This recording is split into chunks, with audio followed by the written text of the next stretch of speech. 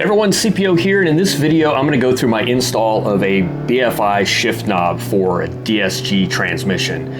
BFI has a installation video which is quite good, and so I'm just going to talk about some of the nuances of my particular install. So starting right away, every time I try and cut one of these clamps, I always wish I had a better set of cutters. I always try to use these old junky ones and it never works, so Dremel to the rescue. In fact, after this install, I did go out and buy a set of high quality, high leverage side cutters because I keep needing them, yet I never have them. So that's what I learned in this. If you have a Dremel cutoff wheel, it'll make short work of that clamp. Otherwise, you're going to need a good set of cutters with some decent leverage. Everything else went really smooth. Prying this little cap off took a little bit more effort than I expected, but really wasn't that difficult. I started out with a smaller screwdriver and found that a larger screwdriver actually works because you're basically twisting to pry. So you need a little bit of width on the screwdriver, which made it easier.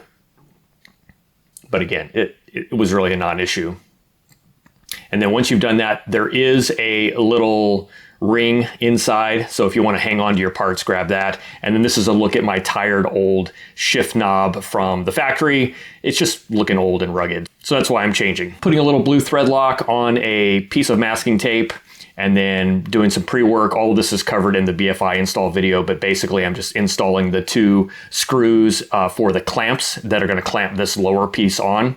It is kind of interesting. It's a mechanism that is connected, and for some people that rattles. I'll show you how I fix that here in a few minutes. But basically what I'm doing is putting that top screw all the way through, and then that will capture the mechanism that is used to engage the shift lever. And then on the bottom piece, I'm just looking for a place where I want to clamp it that gives full range of motion or enough range of motion, as well as doesn't introduce binding. And it actually took me a few tries to find a position for this lower half that didn't bind. It's kind of weird, but you'll notice when you install it, there will be several points where the shift knob can pull up, or the top of the shift knob assembly will pull up fine, but when it drops down at its lowest position, you can still push it a little bit further. It's almost like it catches on something. So I just kept playing with it until whenever I released it, it went all the way to the bottom.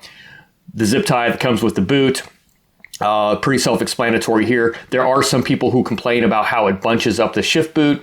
My answer to that is just control where the bunching happens. So I don't want it bunched in the place that I'm going to see it most of the time. I want it bunched on the front part, the part that faces the front of the car.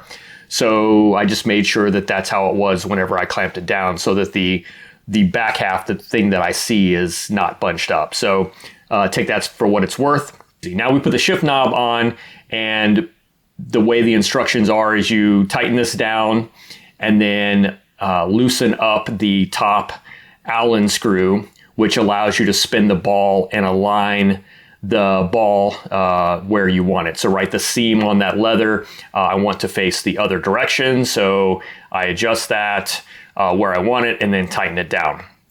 And then you put your coin on, which is just a sticky, coin. It's got some adhesive on the back of it.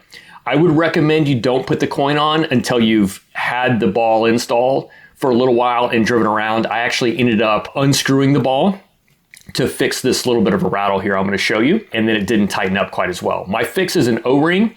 An O-ring down on the very bottom puts a little bit of upward pressure, so it stops the two components from rattling.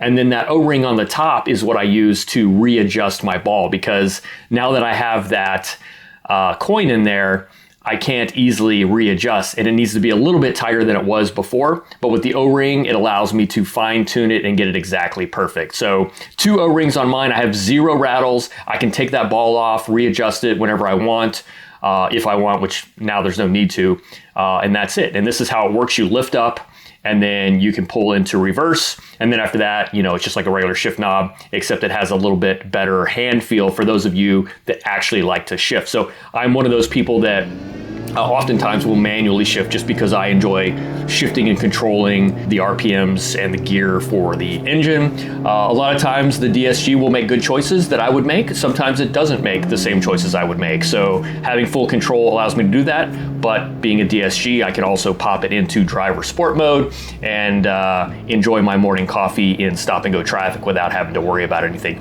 Plus, I always have the paddles. So anyway, I think this is a great add for my car. The perforated leather matches my perforated leather seats, which is why I went with that style. I went with the aluminum look instead of the black look because I think it tied in better with the accents and trim that's already in the car. So anyway, guys, that's it. Thanks for watching. I'll catch you on the next one.